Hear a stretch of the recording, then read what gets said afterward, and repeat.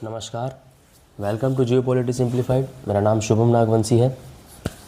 जैसा कि हम सभी को पता है, अप्रैल 2025 पहलगाम अटैक के बाद भारत ने इंडस वाटर ट्रीटी को पूरी तरीके से सस्पेंड कर रखा है। रिसेंटली इसी से रिलेटेड एक न्यूज़ आई है इन द इंडियन एक्सप्रेस में कि कोर्ट ऑफ आर्बिट्रेशन के रूलिंग को भारत ने बॉयकॉट कर रखा है। अब ये कोर्ट ऑफ आर्बिट्रेशन का रूलिंग क्या है? रूलिंग ये है, पाकिस्तान चाहता है कि कोर्ट ऑफ आर्बिट्रेशन में जाकर के इस ट्रीटी को फिर से रिजॉल्व किया जाए। कोर्ट ऑफ आर्बिट्रेशन क्या है? इंडस वाटर ट्रीटी के सारे प्रोविजंस क्या है? तो आइए इसको समझते हैं हम।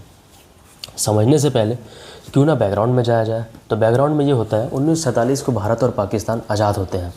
आज़ाद तो हो गए, लेकिन पानी अभी भी जैसा का वैसा, पानी अभी भी नहीं बटा है। तो पानी को बांटने के लिए उस समय तो कोई हमने ट्रीटी वगैरह साइन नहीं की, लेकिन पंजाब की रीजनल गवर्नमेंट ने डिसाइड किया कि हम 3 कनाल बनाएंगे और उन कनाल के द्वारा अपने गांव के एरिया में पानी को पहुंचाएंगे, जिससे कि वहाँ की खेती किसानी और आम ज़रूरतें पूरी हो सकें।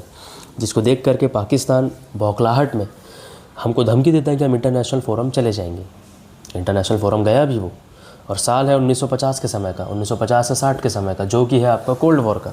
कोल्ड वॉर के समय में पाकिस्तान वेस्ट, खासकर यूएसए और उसके अलाइड का बहुत ज़्यादा ही फेवरेट रहता है।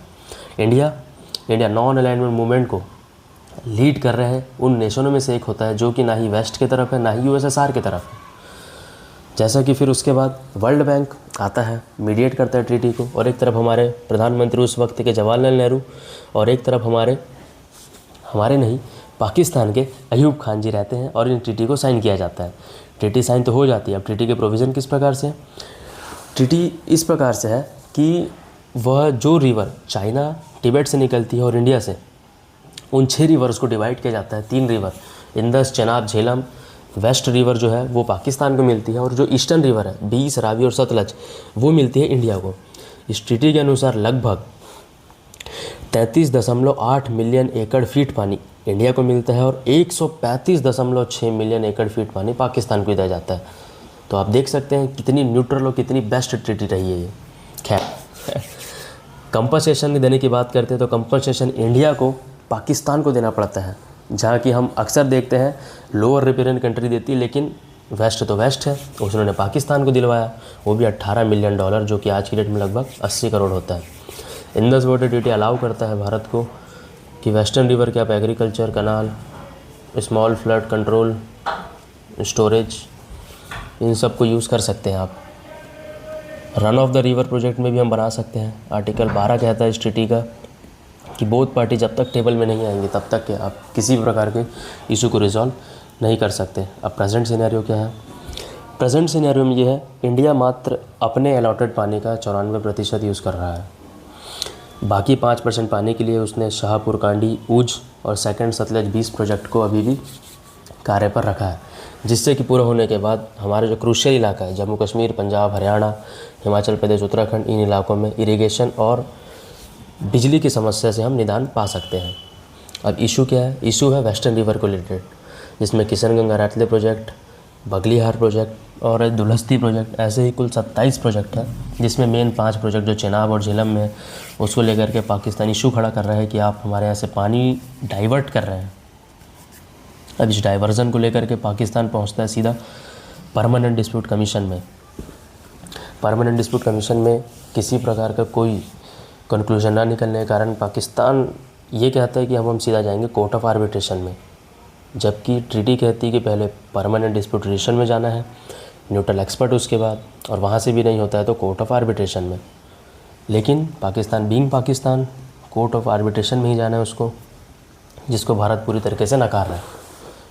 तो रिसेंट डेवलपमेंट क्या है? रिसेंट डेवलपमेंट ये है, 2023 में भी भारत ने कहा कि हमको ट्रीटी को रिवाइव करना है और उसको मॉडिफाई इस प्रकार से करना है कि दोनों नेशन को बराबर से पानी मिले और बेस्ट यूटिलाइजेशन हो सके।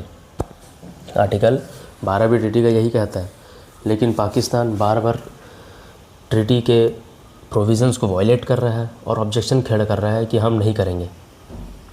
और हम सभी को पता है कि इंडस वाटर ट्रीटी कितनी ज़्यादा स्ट्रेटेजिकली इंपॉर्टेंट है चाइना, पाकिस्तान नेक्सस को देखते हुए इंडिया के लिए। अब ट्रीटी का फ्यूचर क्या है?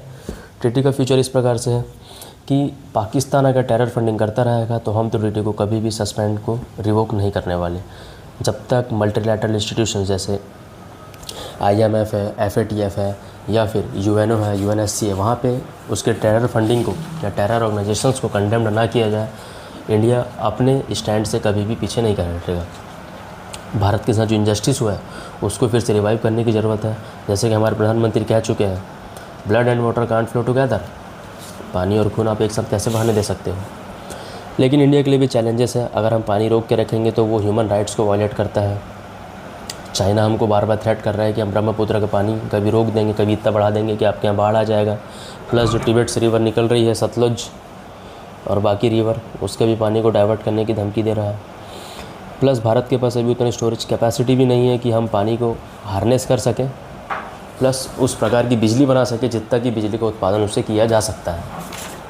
तो देखते हैं भारत सरकार का क्या फ़ैसला रहता है आगे, और आगे इसमें रिसेंट जो भी कुछ डेवलपमेंट होती है तो उससे रिलेटेड मैं एक बढ़िया सा वीडियो आपके लिए लेके आऊँगा, जिससे कि आप समझ सकते हैं कि आगे क्या हुआ।